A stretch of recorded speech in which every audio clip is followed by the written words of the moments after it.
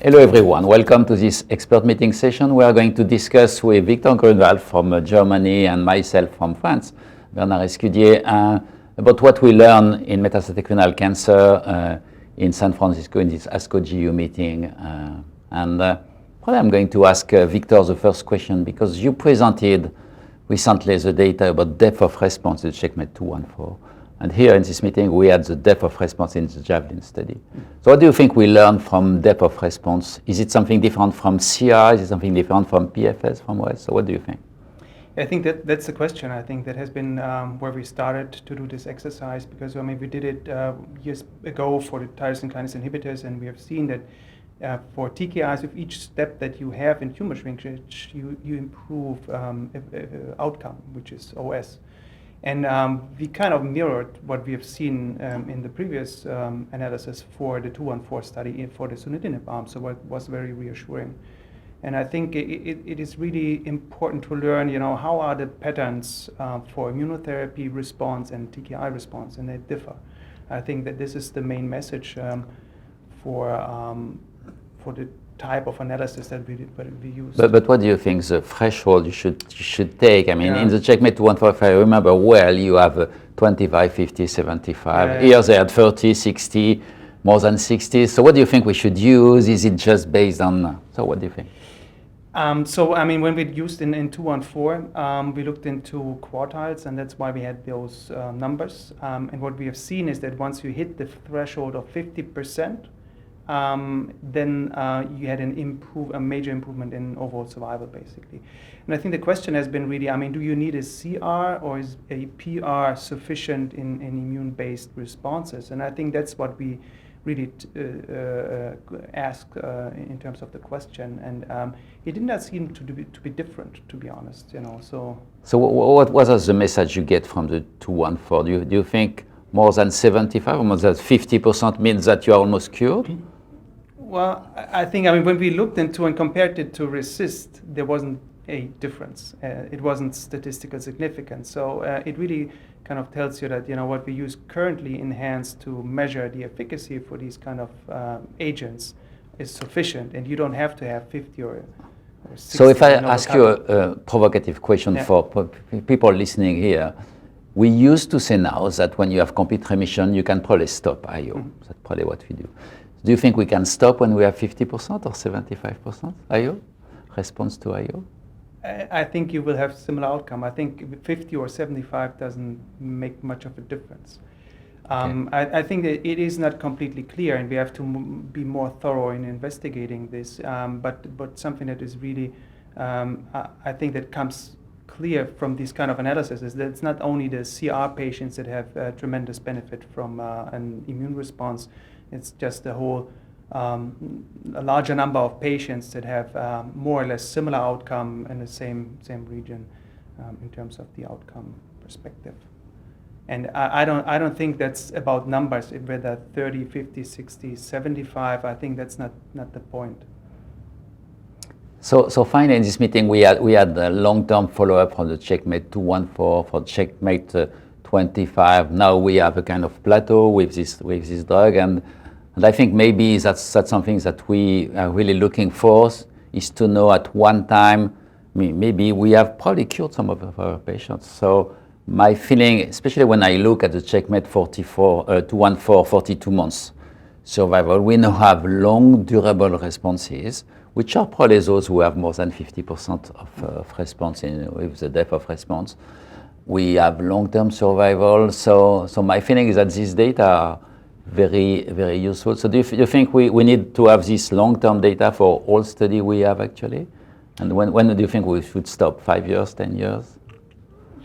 So I think it's quite important because I think as we are right now, we do see early effects that may be a little bit different across different approaches. But at the end of the day, it's about, as you said, it's about the long-term benefit that the patients derive when it comes to the point, what happens after 3, 5, or 10 years. So I think I would say 5 years is enough. It's great to have 10 years, but I think it's important to make a proper decision on, do you need the early effect of a given drug, or because the patient is, let's say, symptomatic, or do you go for the long shot for the long-term survivor or benefit for the patients, basically. I would agree. I mean, having this at least 5 years long-term follow-up makes sense, and I'm looking forward to get them from pembrolizumab study to know whether we have the same trend that some partial response translated to CR mostly durable. So probably we cure some of our patients, which is really a great achievement we had, and that's a confirmation we had at this meeting that this long-term follow-up is quite interesting. Yeah. So would it be for you an important measure? I mean, to really select the type of therapy for a given patient, or? So I think having the knowledge now that Nivo EP in the CheckMate 214 really have a plateau encouraged me at that point, I mean, to use this drug in those patients with poor and intermediate risk. Certainly poor risk, intermediate, we certainly have to discuss with pembrolizumab regimen, which is also attractive. But it supports me in using this regimen in this patient population. Yeah. When you look in 0225, the number of complete remissions is really rare, isn't it? It's like 4 patients in the whole trial. I agree. So what did you learn about new drugs in this meeting? I mean, we still need new drugs. We have made a lot of progress since the time I started kidney cancer, but we still need new drugs. So what do you think have been interesting at this meeting about new drugs? Well, I think, there are 2 that are really outstanding in terms of the efficacy. I mean, first of all, it's the HIF inhibition. I think that's quite, it has been around for a couple of years, I must say. It's been more than 10 years from the initial steps of HIF development until now, to a drug that can be given to patients really on a broader base than phase 1.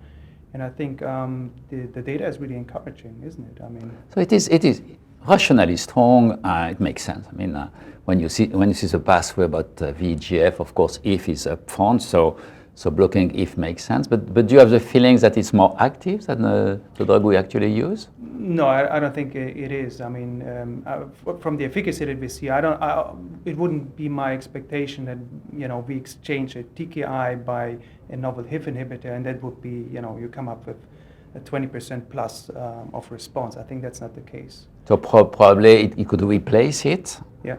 And less toxic. Yeah, it's less toxic. So do you think there is a rationale to combine it to TKI? I know that some drug company wants to do a combination with TKI and HIF. Does it make sense for you? Don't you think? I mean, I don't think so, but what do you think? It's at the transcription level, and the other one is in the effector phase. So I mean, there could be, let's say, it's an optimization of the target inhibition. But the question is, how much do you gain from such an approach? I am older than you, and I have seen sunitinib plus bevacizumab. I have seen this kind of combination, and each time, I mean, we had toxicity and not really. So we'll see what's going to happen. Totally. So what else about new drugs?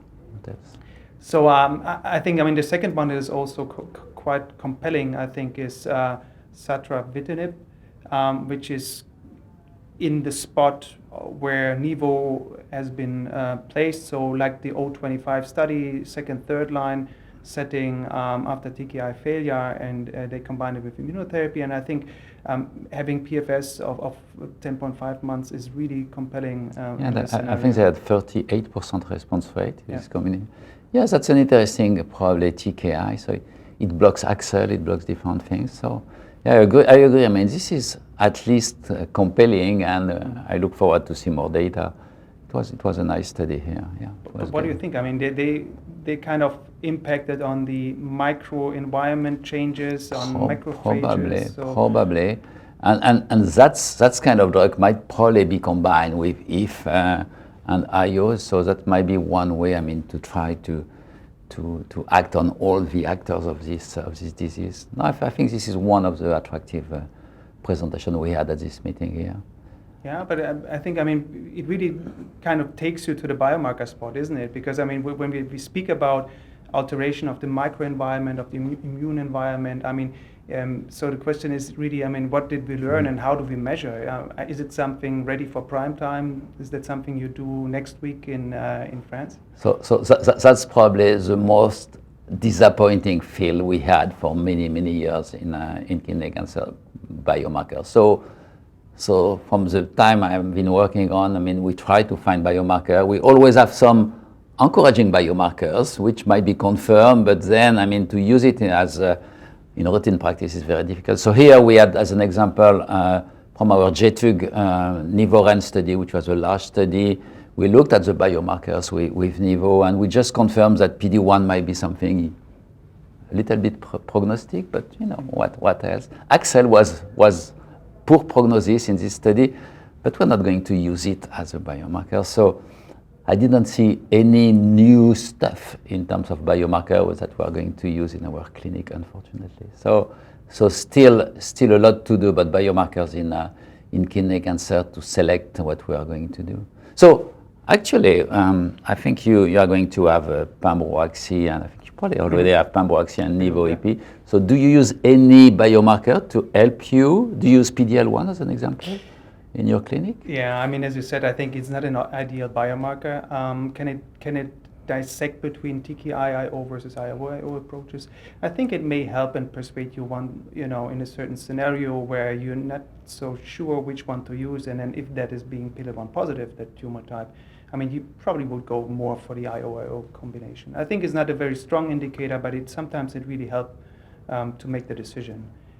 So, I mean, as I use it right now, it's just purely based on really clinical scenarios, symptomatic patients, let's say bony disease. I go for TKI-IO because they usually, need to have relief very soon. So at this meeting, we also had an interesting session and some presentation about stereotactic radiotherapy plus IO. So it has been discussed for now maybe 2 to 3 years. Is there a bystander effect? Do we have some additional effect by adding stereotactic radiotherapy to IO? So what is your message from this meeting? Do you think we learn more? Do you think we still are waiting for large randomized phase 2? Or? Well, I think it's getting a little bit clearer, the picture. I mean, when you look for abscopal effects, the data is really so depending on the study. Okay, I mean, yeah. they're all very small in their readouts. And something that we have seen here at the meeting is really that single agent checkpoint inhibitor plus radiotherapy does not really work. So do you need an additional CTLA-4 inhibitor to really boost responsiveness? That's one of the questions. And so I think here we have a study that shows something that goes in that direction. Is not really sure. I think for that answer, the study is way too small to really make a firm conclusion. But at least there is some evidence suggesting that the triplet of Ipi-Nivo plus radiotherapy seems to have some effect. I would agree. I mean, the Nivo monotherapy plus stereotactic doesn't seem to add so much. Yeah. So maybe the doublet plus IO. So finally, to finish, one open area is a non-clear cell, especially the papillary. So do you think we had any new data in this meeting which support something new for this disease? I think, unfortunately, it's not really a big breakthrough. And I think something we understand is now that we have to find a novel way to treat non-clear cell carcinoma because it's a different disease. I think that's one of the important messages. We have seen some of the data, like for Len-Eve, in different subgroups, having papillary and chromophobes included. So there is good evidence, I think, for that type of combination for these kind of subgroups. But it's, it is the problem of the rare entity, and then, it's not comparable. It's a single approach, so it is really difficult to interpret. Yeah, so I would agree. I think the general message for non-clear cell is that we have a little bit of activity of IO. We had that in AXE-Nivo in France. We had that with durvalumab, but it's still limited, and we still don't know which patients will benefit from here. But let me ask you one question. I mean, does it make a difference for you? I mean, for chromophobe RTC, I mean, is that something you would? I would say chromophobe is not as hot, so probably the number of response for chromophobe tumor is much lower. It's much lower, and then I mean, does it persuade you in the clinic to really go for TKI or IO? I mean, I think chromophobe, and we had one poster here about everolimus. That's probably one of the diseases where sometimes everolimus might be still used here. Absolutely. So thank you very much, Victor. Thank you for all of you for listening us, and I hope you learned something for your practice in 2020, and I hope we'll see you next time.